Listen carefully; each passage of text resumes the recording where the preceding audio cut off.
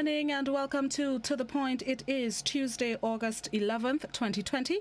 Thank you to those of you joining us on the GBN Television Facebook page, the Grenada Broadcasting Network's YouTube channel, the website www.gbn.gd, GBN TV channel 7, 11 and 20, and a special good morning to the folks listening on Classic 105.5, 105.9, Hot 98.5, 98.7. This morning we are looking at some of the action in our most southern neighbors, the Twin Island Republic of Trinidad and Tobago. Yesterday was their general elections, and we have joining us this morning is a renowned Caribbean journalist. He is the editor of the Barbados-based Caribbean Media Corporation, Mr. Peter Richards, who has been looking on keenly at the action in TNT. Good morning, Mr. Richards. Good morning to you and good morning to your listeners. And if I could extend it by saying to good morning, especially to some of my colleagues who I would have worked with in Grenada, in my exploits, if you could put it this way, in Grenada, people like Lou Smith, Richard, Simon? Troy, Richard Simon, Troy, Garvey, and of course Nicole Best, who just left us and came back to Grenada. Thank you so much for joining us. I know you're looking on keenly at the action in TNT. So following a very, what I would call, eventful Monday general elections in Trinidad and Tobago, I guess my first question would be, can I extend congratulations as yet? Yes, Dr. Rowley has declared victory, but the official results have not come in as yet. Should we rest that he has won? The PNM, great is a PNM? Well, if you put it this way, I think you would not be wrong in saying that you're still awaiting, because we are still awaiting some form of official response from the Elections and Boundaries Commission. But as you know, if you are in the media and somebody following elections, even in Grenada, when I used to come covering elections in Grenada, the political parties, they do have an idea as to which party would have won an election, because they have their representatives in each polling station. What is going forward is that the leader of the opposition in Trinidad, and that's Kamla Persad-Bissessar, she has not conceded defeat. In fact, she is claiming that the party is now claiming that they will be challenging the results in 5 of the constituencies. Now, if you, in my opinion, if you're going to challenge a result in an election, I think you probably would look at, well, I lost the seat by at least 30 votes, at least 100 votes. But not when you lose the seat by close to 1,000 votes, and in some cases over 1,000 votes. Some political observers see her move as strictly a means of trying to salvage her own political future. Because let's look at it, she's on the greater side of the 60s, almost 70. Keith Rowley has already said that will be his last general election. He's putting the party into transition. And even before Kamla Persad-Bissessar had entered into the election, there had been complaints that if she loses, well, that's it for her, the political cemetery, or she will have to move out. So she's trying to grasp onto hopefully the little bit of power that she hopes she has. Well, yes, you could say she has a little bit of power, because in the end, if you go along with the results, the PNM has claimed 22 to 19. It meant that she would have won, in fact, 2 seats, because the UNC, the United National Congress, the main opposition party, would have entered into the general elections trailing 23-18, because one of the 18 seats in the opposition had belonged to the Congress of the People, COP, which between 2010 and 2015 had formed the Coalition People's Partnership Government, which Kamla Persad-Bissessar had headed and going into that elections 2015. Now that she has won both the St. Augustine seat, which was held by the COP, and the Moruga-Tibaland seat, which the UNC took away from Gypsy, Gypsy the Calypsonian, who to some extent, I'm reading some of the media today saying that the voters in that constituency regarded him as a UNC reject, and so they didn't support his candidature. So you have that situation. So she probably would have said, well, against all odds, I almost won the elections.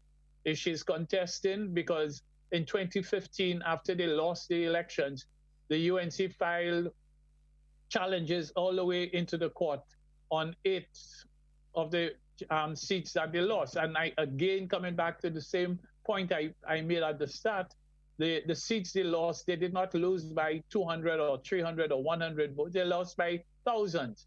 And she was still, the party was still contesting. In fact, it is still being contested. We have a new election, and it was still being contested at the time of this election. So I guess it's going to be a long run. Who knows? Probably the politicians will tell you it's not for the swift.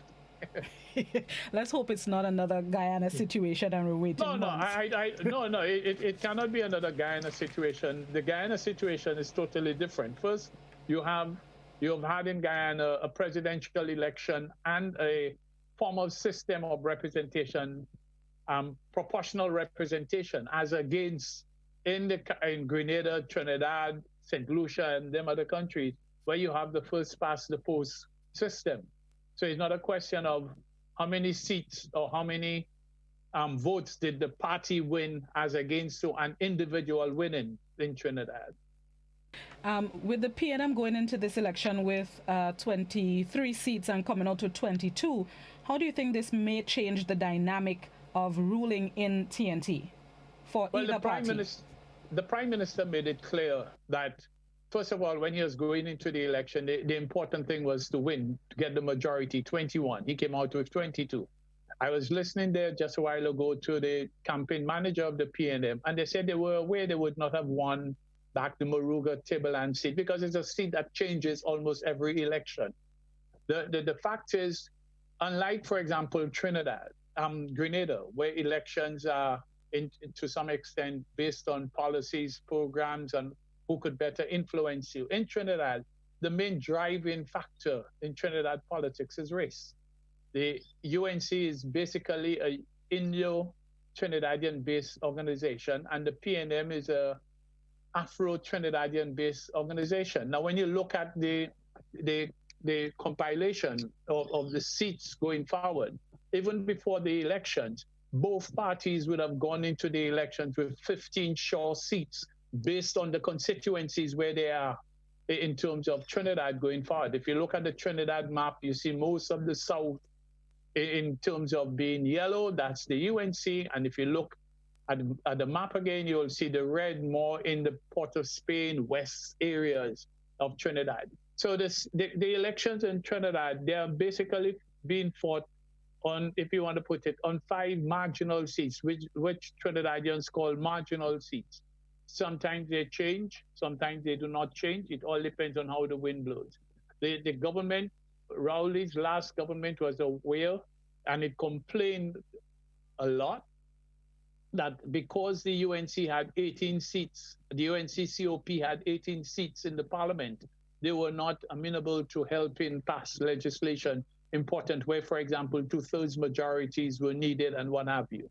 So you had that situation going forward. Now it's going to be even worse. They have 19 seats. They're probably just going to sit back and hope something goes.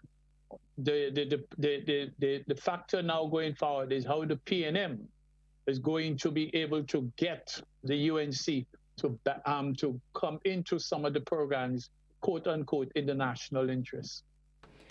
Over the past, let's say the past week, I have been seeing reports of increased number of COVID-19 cases in Trinidad and Tobago. And to be honest, personally, I thought that would have affected the support of Dr. Rowley and his government.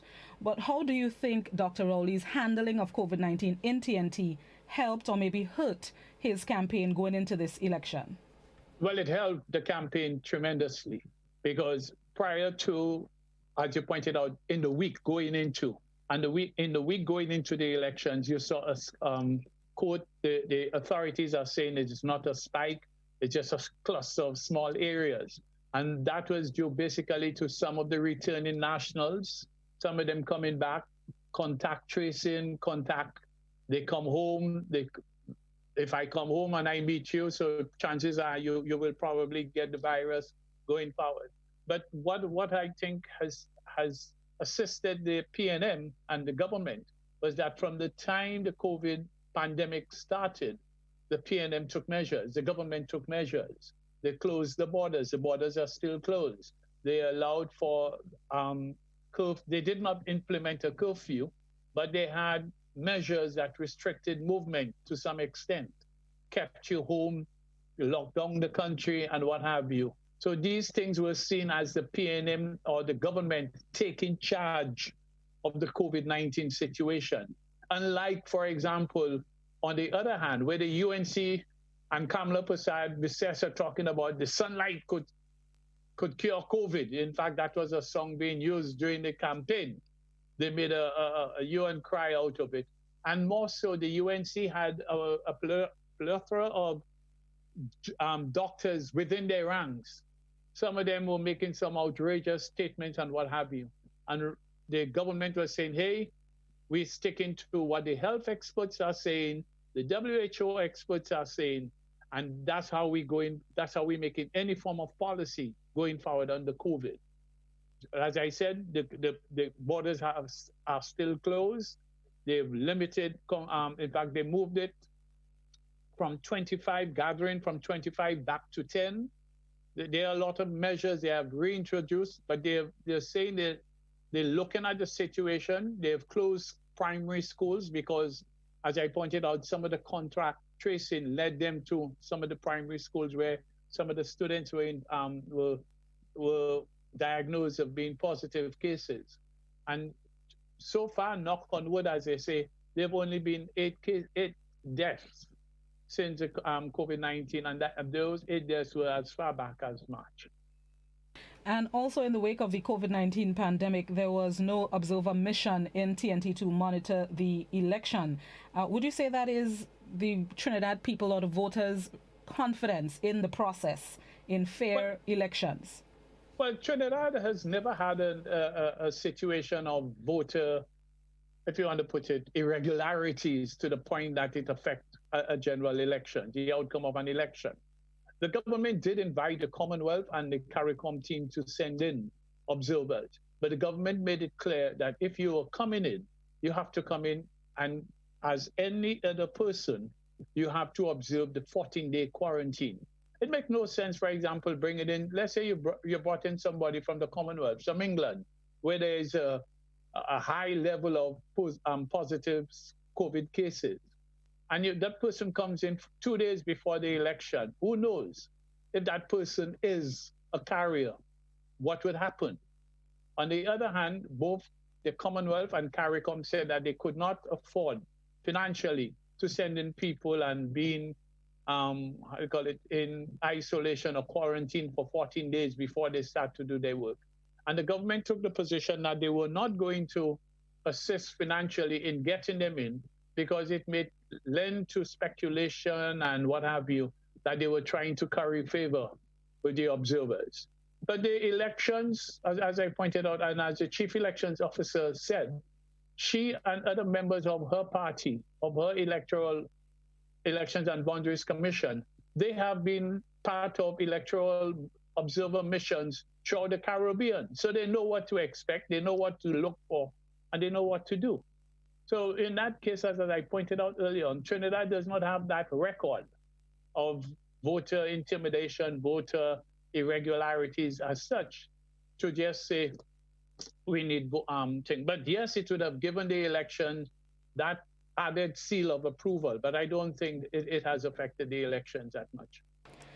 Talk to us about some of the irregularities from yesterday. I saw reports of some people, there was somebody that said they were wearing yellow, I believe it was. They didn't have the UNC logo, but they were wearing yellow and they were turned away from voting.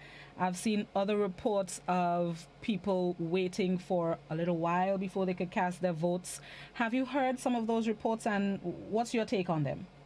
Well, in every election, you will hear some people say, I turn up at this polling station, my name is not on the list. That's to be expected, simply because in an election, you could be A to J or J to Z or what have you, and you may not be at polling station number 1, you may be at polling station number 2.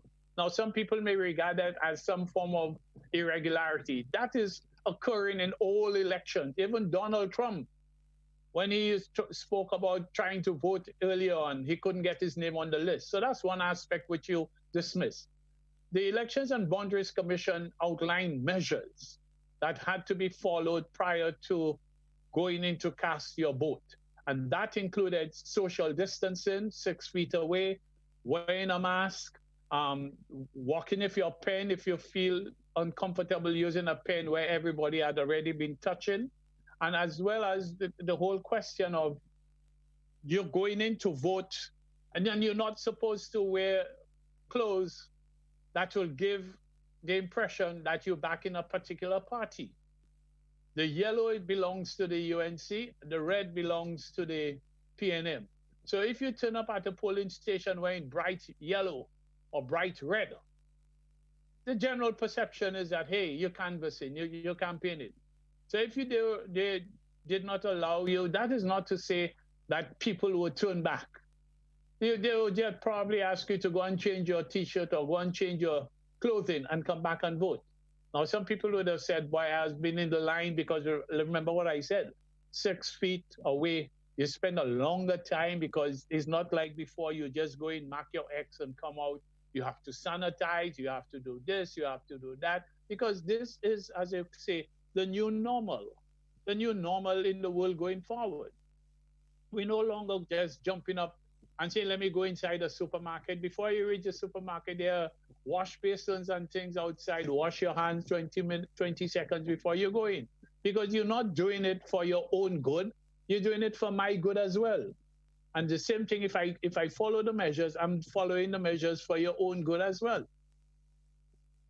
I also saw a report that the Commissioner, Gary Griffith, is said to be, what should I say, investigating a complaint of alleged... Well, he used the word reckless and damaging statements by the UNC that the police had set up roadblocks in the St. Augustine area to prevent UNC supporters from going to vote.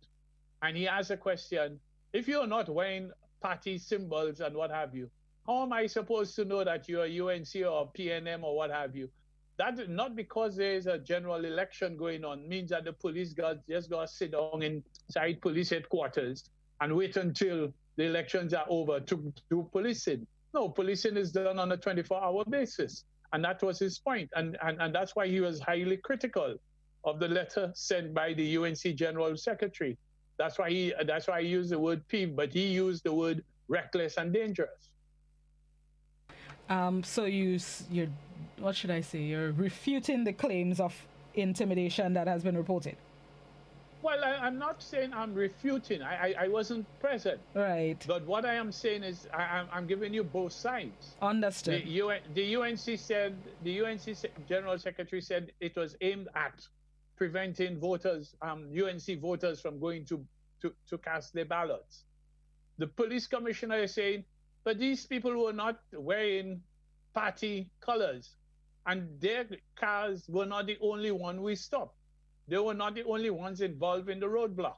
There were other policing measures because they had other criminal activities taking place within the area, other law enforcement activities that needed to have taken place. So what he's saying, should I have said, okay, you go in and vote, go and vote, leave what's happening? Oh, no, he's saying that's why he referred to the statement by the UNC as dangerous and reckless. Got it. On that note, Mr. Richards, let's take a quick break and then we're going to come back. We're talking Trinidad's general elections held yesterday. This is To The Point, Classic GBN Hot 98. We'll be right back.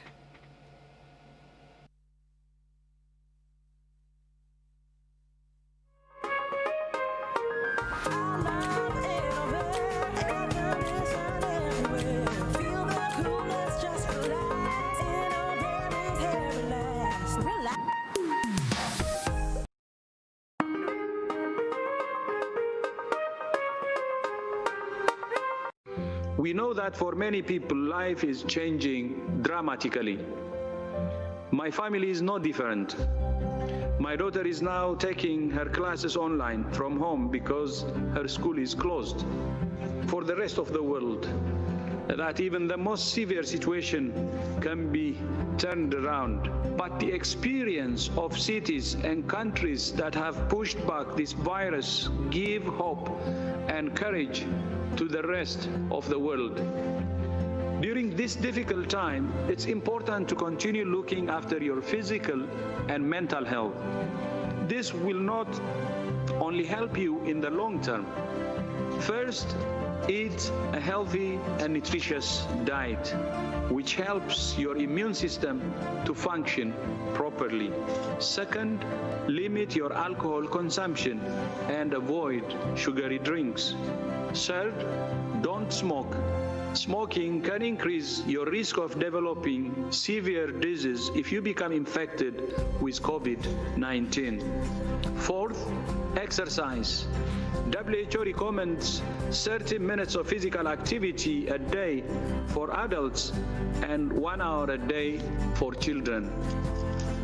If your local or national guidelines allow it, go outside for a walk, a run or a ride, and keep a safe distance from others. If you can't leave the house, find an exercise video online, dance to music, do some yoga, or walk up and down the stairs. If you're working at home, make sure you don't sit in the same position for long periods. Get up and take a 3-minute break every 30 minutes. Fifth, look after your mental health. It's normal. Welcome back to The Point. We are speaking with editor at the Caribbean Media Corporation, Peter Richards, in relation to Trinidad and Tobago's election held yesterday. Mr. Richards, talk to me about voter turnout. What the numbers looked like yesterday at the polls? Well, if you listen to all the political parties, they did say that there was a high turnout. And the last general elections, 2015, there was a 68% turnout. Now, as I said, the EBC has made no official statement, preliminary statement going forward. So that's one of the figures we probably will have to wait upon. But based on the statements being made by all of the political parties, that there had been a high turnout at the elections. And you know, if you follow politics a lot, it will tell you that when there's a high turnout, the government usually in trouble. It means that people coming out to vote you out or something like that. And well, to some extent it showed, because the government did lose a seat as compared to gaining anything in the elections. When it comes to, we've spoken about Mrs. Passad Bassessa wanting to contest 3 seats. Does the PNM intend to contest anything? Specifically, I'm thinking of Al Rawi. Right, no, exactly. The Princess Town, right. Even before the general elections, the PNM had indicated that they would be challenging the candidature of Barry Pardaf, who is the incumbent representative for Princess Town. Now, Princess Town is a stronghold of the UNC. Pardaf would have won by 8,000 votes and more. I'm going into this election and the elections prior to this election. But what the PNM is saying is that Pardaf was out of the country at the time of leading up to nomination day. And there's a particular form, I think it's 38, that your party agent or your representative would sign on your behalf if you're not in the country to vote. But there's a document 37 also that you would sign if you are in the country. Pardaf happened to have been in the country on the day of the national elections, on the day of nomination, going forward.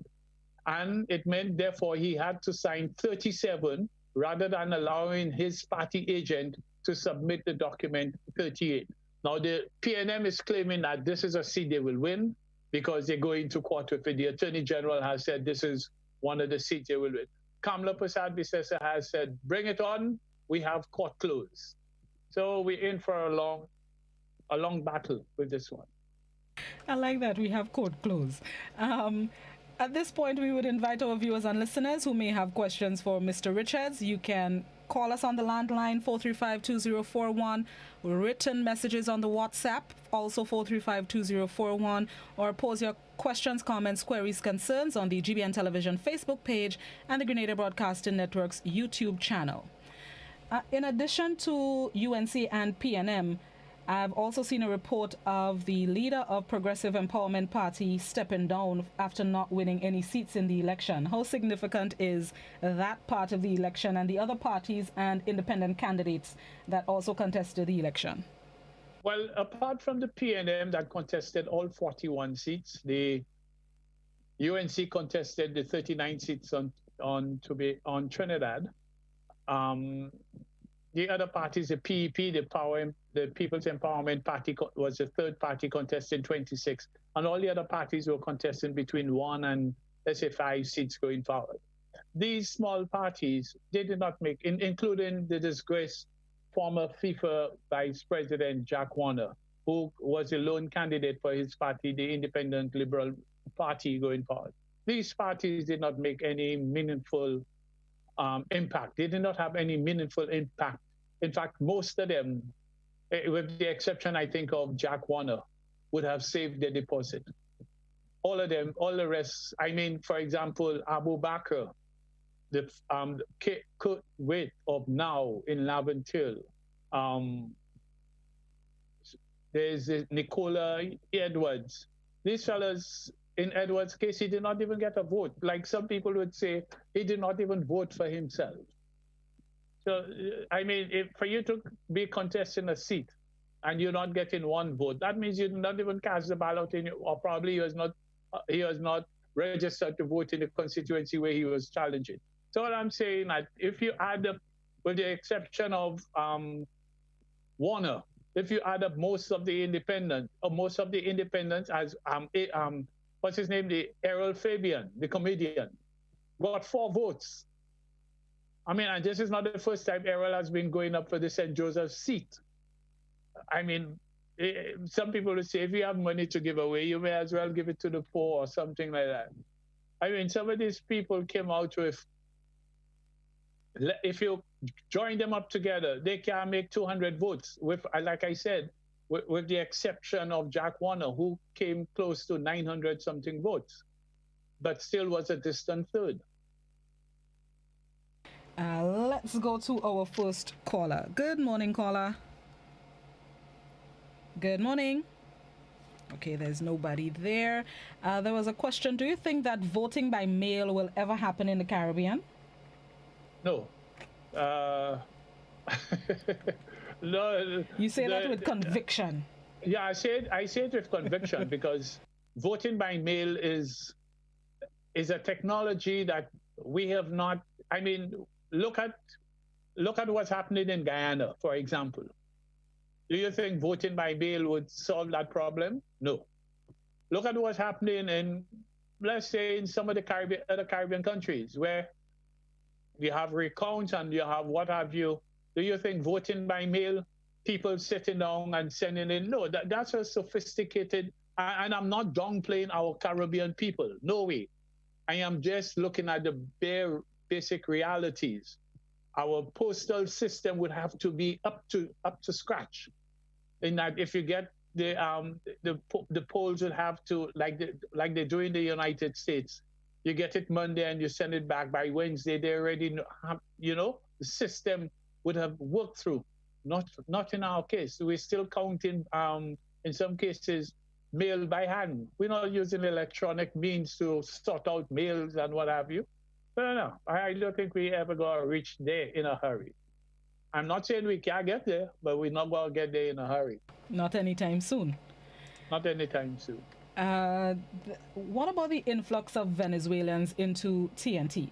In the onset of COVID, to me, it's been more popular with them migrating.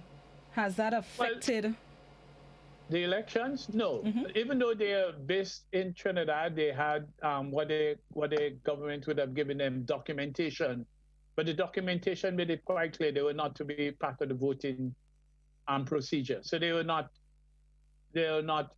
I mean, one or two who would have been living here. Like there's a name that the name slips me, but one or two Venezuelans who have been married and living here for years probably would have voted. But on the whole, those who made it, whether legal or illegal, travel to Trinidad, they were not part of the voting procedure. All right, let's go back to the phone lines. Good morning, caller. Great. Citizen Welsh, good morning. Pardon me, right here. Pardon there, Citizen Welsh. Greetings and greetings to Mr. Richard. Did you hear me a while ago, Citizen Welsh? No, I didn't hear you. Oh, well, and I was there talking to myself. My apologies. Anyway, no, that's quite all right. Listen, and greetings to Mr. Richard. I was filled with a breath of air, fresh air this morning. He listened to that voice, which I recall as a young fella. I'm not that old. Blasting and enlightening the Caribbean through the airwaves of, what was it again? Antilles back there. Greetings, Mr. Richard, and congratulations on such full coverage of it. It seems that you know the Trinidad situation very well. So congratulations there. But here, I would like to make a little observation.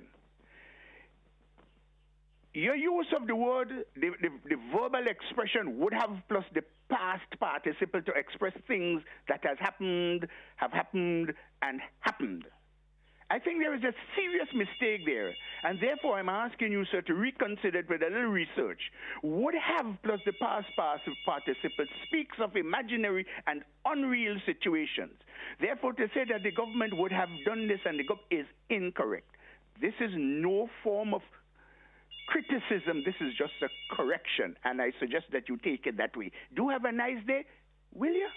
I take your criticism in stride as well, because I am speaking like normally, as I say, I speak to my Caribbean people, and while I try not to be, how you want to say, speaking above or below or what have you, I think we communicate better and nicer when we speak to some extent in slang and in that type of language. But I take your point. That's not a problem, sir. I like that. Colloquial. Good morning. Good morning, caller. Yeah, good morning. Good morning. Yes, morning. Go ahead. Yes, I was listening to Hazel Manning, that is the former Prime Minister wife. She was saying in the second year she will be voting without her husband and so on like that, and still had a kind of wounds and thinking about her husband and stuff like that. But her son run for, I don't know which constituency, but he run. I want to know if he won his seat. That's Patrick Manning's son. Thank you, caller. And sorry. In terms of the UNC, I think they didn't do too bad, because they win one more seat than what they had before. So the only difference is like Kamala, you get to know, I don't think she's going to run for probably a next election, because time election comes down, maybe she might be the same thing or something, according to what Mr. Richard said a while ago. But in terms of getting a new leader, I don't want to have a young leader in the making. For now, they should start having that. Even Manin, even Rowley, I think this should be his last term, because he's not that young, and if you ask me, he almost lose the election. Thank you, caller. Well, Rowley did say in his speech last night that he's in transition and that he's grooming young people to take over the party. In fact, he said this is his last general election. In the case of Manning's son, yes, Manning's son won the seat his father had been representing, the San Fernando East seat, for many years. So he's now the parliamentary representative. The mother did say, well, the father would have been pleased. I guess the father must be looking down and say, this is my son in whom I'm well pleased, and going forward. Do they, either party, the UNC-PNM, do they have, quote unquote, younger people who can take over the reins of the parties? Well, even though they're in the grooming process. Yeah, there is a speculation, and don't be surprised that Brian Manning could be one of those they're looking forward to grooming to be a leader of the party. The thing with the PNM, 60 years, institutionalized, many committees that would deal with how you go about choosing a leader and what have you. In fact, last night, that was one of the discussions on the television. Unlike the UNC, where they do not have that institutionalized system there to replace Kamala Persaud's successor. So there's even the speculation that you're going to see blood running first before a new leader emerges from the UNC. The PNM has that system in place for replacing. When Manning lost the elections, it was easier. And when Rowley came in, he gave the one man, one vote within the party to choose a leader. So the PNM is more institutionalized in terms of replacing its leaders. There is another question on the WhatsApp. Do you think race voting in Trinidad and or Guyana will change, or do you see the different race stronghold area ever accepting a candidate of a different race? Guyana, Suriname, Trinidad and Tobago, where there are significant portions of Indo citizens, you will always get the race issue being played. Guyana is no different. You may have quote unquote a sprinkling of the Afro inside the main Guyanese People's Progressive Party, as you have in Trinidad with the UNC. But for example, let me answer it in a better way for you. When you look at the situation in Trinidad, the Indo-Trinidadians were placed in quote unquote the safe seats of the UNC. The Separias, the what have you, the safe southern seats. And those sprinklings of Africans within the party were going up against the PNM in areas where the PNM would have had a stronghold.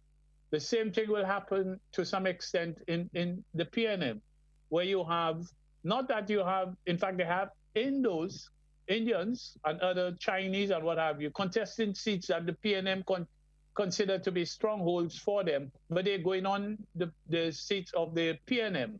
Unlike, for example, where the UNC would make sure is their people, quote unquote, as they like to say, their people in those safe stronghold seats as compared to the PNM. So yes, you'll continue to have race playing a major factor, particularly in these three Caribbean countries. We do not have race as a major factor in the rest of the Caribbean, so we do not see it as much as we see it in Trinidad, Guyana, and Suriname. All right, back to the phone lines. Good morning, caller. Yeah, good morning, Blossom, and good morning to Mr. Richards. Well, I have to confess that I had no idea that Trinidad was having an election. I don't know where I was. I don't know which part of the world I was, but I had no idea until yesterday morning I heard that Trinidad is having an election. And last night I was looking at GBN, I'm giving the commentary and so on, and I was so pleasantly surprised. Very early in the night I heard that PNM declared victory, and I said to myself, maybe they only declare it, they don't already win. And then I realized, yes, it is true that they won. So I want to thank God that things went well in Trinidad, because I think a lot of people, even myself, was thinking that it might be a case like Guyana. So I want to thank God that things went well. It seems like it was peaceful, and I want to thank God for that. And thank Mr. Richards for being with us this morning. Thank you very much, caller. Thank you. I agree. Going forward, how does UNC bounce back from another loss at the polls, and how does the PNM go forward, especially bouncing back from the hit that the TNT, like most of the world, the hit that the economy has had because of the COVID-19 pandemic? What does the future hold for both parties? Well, first of all, you have to factor in the COVID pandemic. It will play a significant role in going forward on either side. I say that because if the COVID continues as the way it is, it means more countries will continue to lock down. The tourism dollar will not be there, as Tobago depends on tourism to some extent for its economy. Caribbean countries may reintroduce lockdowns and what have you. So we may have a contraction in the economy going forward. Now, if you have a contraction, for example, when the PNM came into office in 2015, it complained that the price of oil had moved from $110 a barrel US to something like $19 or $20 a barrel.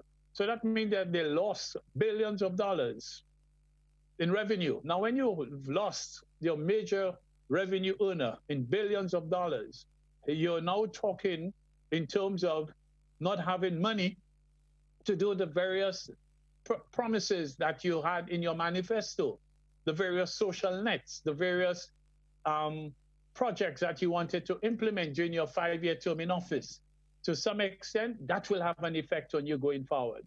The PNM has now spoken about the digitalization of the economy, moving forward using the digital, the new technologies to move forward. And they're looking at the youth, the young people, to play a more meaningful role in that. The UNC, to me, on the other hand, they too will have to do a deep introspection. Where do we go? Do we continue to see ourselves, as a Trinidad party, because we have never really contested seats in Trinidad and Tobago? Do we now see ourselves as a Trinidad party, or do we now, as we've done, as they did in 1986, as they did in 2010, join up with other political parties, opposition parties to the PNM, and hope to wrest power? Let me go back to the phone lines. Yes. Good morning, caller. Good morning to you, Blossom, and good morning to Mr. Peters. Let me say, first of all, congratulations to the PNM party. I followed the election to an extent, and I thought that they would have won. So I'll talk to them. I think there are some similarities in Grenada that we have to look at. While I do believe that the present party in government is doing fairly well, I think there is some lessons to learn, and we have to start pulling up our socks in Grenada, right? The politicians in Grenada have to start pulling up their socks, because it appears that these splinters parties are not getting anywhere. It appears that these make-up splinters parties are not getting anywhere, and it's time for us to perhaps for them, some of them to perhaps join up with in seriousness. Too much splinters party, and we see it's not going anywhere. I believe, though, as I said, that the ruling party in Grenada have to do some homework, and I am believing that Ms. Kamala party have to do a lot of homework for it to reach. I think I tend to support everything that the gentleman is saying up to now, because it appears from the campaign that there was some mudslanging, and that don't help in politics. Whether it's which party, doesn't help. So to look forward, there's a lesson that we should learn from the Trinidad election. I think it was fairly run in terms of the campaigning under COVID. I think it was a lesson to be learned, and the future for us and Grenada and the other political parties to look at. Thank you. Thank you, caller. I think what the caller, in effect, is basically saying that in the Caribbean, we are traditionally a two-party system. I was going to ask. There are no two ways about it. The splinter parties that he has made reference to, what he's saying is, look, and I said earlier on, the 1986, 2010, when the PNM lost the elections, they did not lose it to one party. They lost it to an amalgam of opposition parties coming together. So that probably, as you said, that's a lesson to be learned, whether it's a lesson for Grenada, whether it's a lesson for my homeland, St. Lucia, whether it's a lesson for Trinidad or Jamaica, what have you. But these are lessons that you have to take on board and open your eyes and look at it. Because even though you have those other splinter parties, they will not make any major dent in a two-party system. When you look at the atmosphere in Trinidad, what's the atmosphere right now among the voting population? Well, we have to remember the elections were held in a COVID environment. So that you did not have that feeling of, especially on the night before the elections, the 2 nights before, the rallies, the motorcades, and what have you. No, So the campaign was totally different. The campaign was more on television, where I speak to if I'm the political leader in Trinidad, I speak to my followers by telling them to either watch me on Facebook, Instagram, social media, or I buy airtime on the radios and what have you. So there were not these, your customary campaign where you go out. This weekend is rally in Guelph. This next weekend is a rally in St. George's or what have you. No, you sit down in the comfort of your home and watch your campaign. It has its advantages and it has its advantages. So, and as I say, in the new normal going forward, this is something we probably would have to look at if there is no vaccine for COVID. What about, somebody's asking on WhatsApp, the role of propaganda in the election, email gate plus spy gate, contractors plus gang leaders, etc. Did that affect anything in the election? Like I said before, Trinidad the elections are based on race. No two ways about it. And the political observers, political historians will tell you in Trinidad, the time the PNM gets out of office, you have the Afro-Trinidadian voting against the PNM. In most cases, 9 out of 10, the Indo-Trinidadian sticks with their Indo party, regardless of whether or not that there are allegations of fraud and what have you. A former judge, Justice Volney, who was part of the People's Partnership Government, he said, if the UNC wins the election, it means all the fraud allegations, which a judge last week said that there are questions to be answered. It means these cases would be swept under the carpet. So the only hope of these cases coming to court would be for the PNM to win the election. And that's what we probably will just have to wait to see what's going on. All right. Any final thoughts on TNT's election as we wrap up, Mr. Richards? No, well, I guess we just have to wait to see what the EBC will come with now, to see which are the seats that the UNC will be challenging in the elections, and see what the composition of Rowley's cabinet will be. It will give you an indication as to how he sees the future of Trinidad and Tobago going forward. It also means that if the EBC confirms that the PNM won the election, it means also that the UNC now has to do major rebuilding starting from the top with a leader. But from the declaration that the ECB will bring, we don't expect much changes from the 22-19. No, because as I said, and even I've covered elections in Grenada, and I've heard NNP declare victory, and votes still counting. And votes still counting. So that's nothing new in the Caribbean, and I've covered elections for the Caribbean, so I know what it is. There's nothing new. All right. Well, there hardly going to be changes. Okay. Well, we look forward to it. As the saying goes, and as some of the comments on Facebook and WhatsApp says, great is the PNM.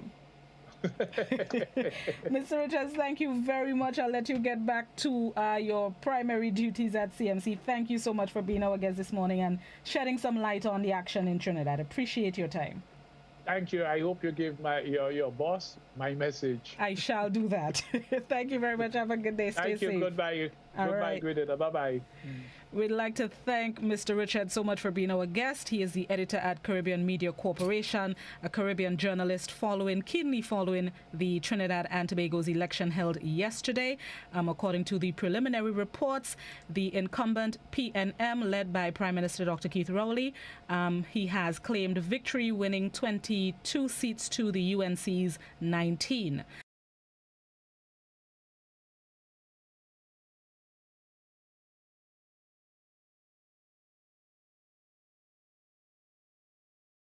Election Commission, and thank you once again. As we wrap up this program, just to give you a bit of information, listeners on Classic 105, the important regional discussion ECCB Digital Dialogue, it starts this morning at 10 a.m. right here on 105.5, 105.9. It will be on pandemic and banking, so stay tuned to that, those of you who are listeners of Classic 105, and those of you who want to tune in. Again, it is the ECCB Digital Dialogue at 10 on pandemic and banking. so stay tuned for that. That's the end of my time today, the end of the program. I'll be back with you tomorrow, God willing. Joseph is up next with Mid-Morning Buzz. Have yourselves a productive Tuesday. I understand there is mass in Sates. Please, everybody, be safe, be healthy. If you don't need to be outside, especially in the environment that we have now, with the atmosphere, please stay safe and be cautious. Have yourselves a very good Tuesday.